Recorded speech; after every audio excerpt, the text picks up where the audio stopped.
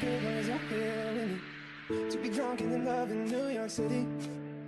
Not into morning coffee, running through the hours talking. I like it better when I'm with you.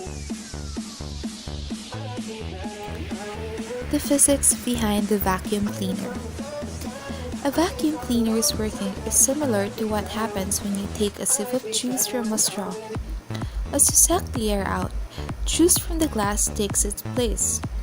This is because you are creating a space of empty matter with your mouth. Since matter has a tendency to occupy space, the juice will flow upward and into your mouth so long as you continue to suck.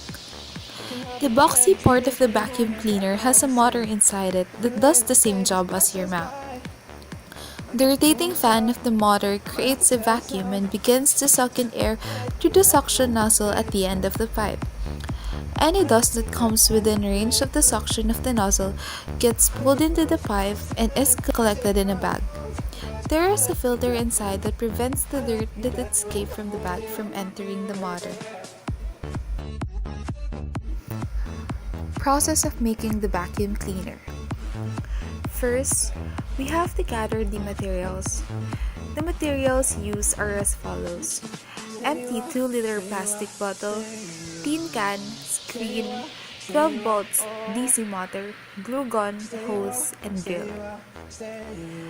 First, we have to cut the plastic bottle in half. This will serve as the body of the vacuum.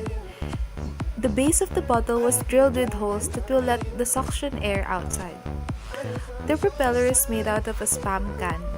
It is cut diagonally to shape as a fan, and the hole was drilled in the middle. The next step is to place the pan in the motor. Once placed, apply hot glue to strengthen its joint.